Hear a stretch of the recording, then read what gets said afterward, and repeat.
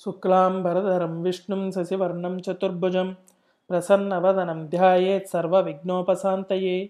శృతిస్మృతిపురాణానాం ఆలయం కరుణాలయం నమామి భగవత్పాదం శంకరం లోకశంకరం.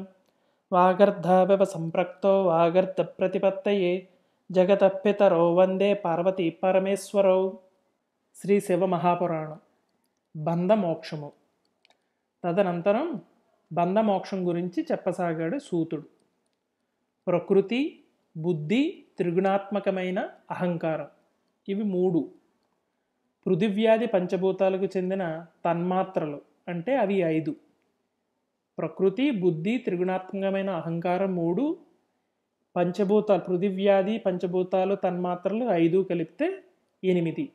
ఈ 8 వల్ల ఏర్పడేదే బంధనం. దానికి కట్టుబడిన వాడే బద్ధుడు. ఈ 8 వశపరుచుకున్నవాడే ముక్తుడు. అంటే ఈ 8 జయించిన వాడే ముక్తుడు. జీవుడు తాను చేసిన సుకృతాలు దుష్కృతాల వలన కర్మరజ్జువులచే కట్టుబడిన వాడే స్థూల సూక్ష్మ కారణాలనే దేహము, త్రయము, కృతము కర్మానుసారంగా సంసార చక్రంలో పడి పరిభ్రమిస్తుంటాడు. ప్రకృత్యాదులు మహాచక్రం. శివుడు ఒక్కడే ప్రకృతికి అతీతుడని తెలుసుకొని ఈ చక్ర భ్రమణంలోంచి బయటపడేందుకు గాను ఏతత్ చక్రవర్తి అయిన శివుణ్ణి ఆశ్రయించాలి. తద్వారా శివానుగ్రహం లభిస్తుంది. నిజానికి నిస్పృహుడు పరిపూర్ణుడు అయిన ఆయనకు ఈ పూజలు పునస్కారాలు ఏమీ చెయ్యాల్సిన అవసరం లేదు. కానీ చెయ్యాలి. ఎందుకంటే సహజంగా సాంబడు ప్రకృతికి అతీతుడే అయినా ఇలా తననే నమ్ముకుని ఆరాధించే వారి పట్ల నిష్కలుడుగా కాక సకలుడై అనుగ్రహిస్తాడు. ఈ అనుగ్రహం లభించడం వల్ల ప్రకృత్యాదులు మనకు వశమవుతాయి. ముందుగా కర్మాదులు, తద్వారా దేహాదులు వశవర్తులు అవుతాయి. అటువంటి వారికి సాలోక్యం లభిస్తుంది. తదనంతరం తన్మాత్రాదులు లోబడతాయి. ఆ స్థాయి వారికి సామీప్యత సిద్ధిస్తుంది.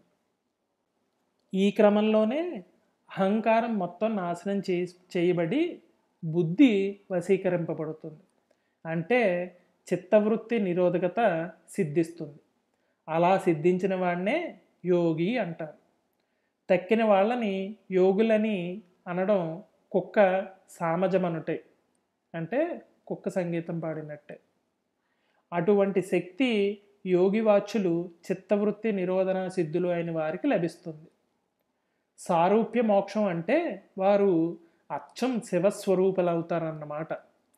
అంతదాకా వచ్చిన వారిపై ప్రసరించే మహాశివుని దివ్యానుగ్రహం వల్ల ప్రకృతిని కూడా వశీకరించుకున్న వారు సాయుజ్య మోక్షాన్ని పొందుతారు.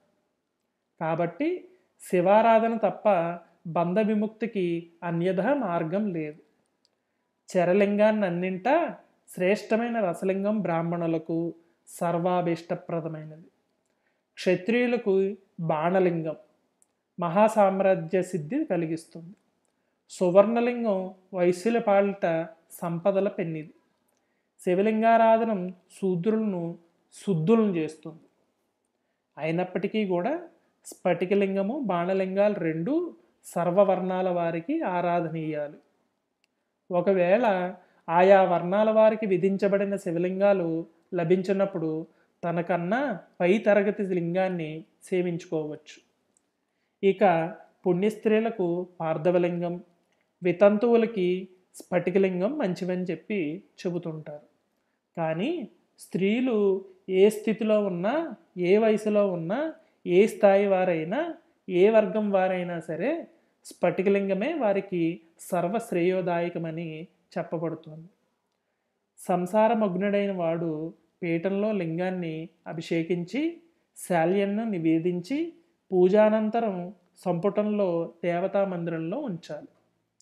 నిషిద్ధ కర్మల నుంచి నివృత్తులైన వారు గురుదత్తము సూక్ష్మము అయిన శివలింగాన్ని ఎడమ చెయ్యి అరచేతిలో ఉంచుకుని ఆరాధించి తాము తినబోయే ఆహారాన్ని ముందుగా శివ నివేదనం చేయాలి. అంటే శివుడికి నైవేద్యం పెట్టాలి. తదనంతరం లింగాన్ని తలపైన కానీ కంఠాలను కానీ యుక్త స్థానంలో ధరించాలి. ఒక శైవజ్ఞాన జిజ్ఞాసువులారా, వ్యాసోక్తంగా నాకు లభించిన శ్రేయోమార్గ జ్ఞానాన్ని మీకు విన్నవించుకున్నాను.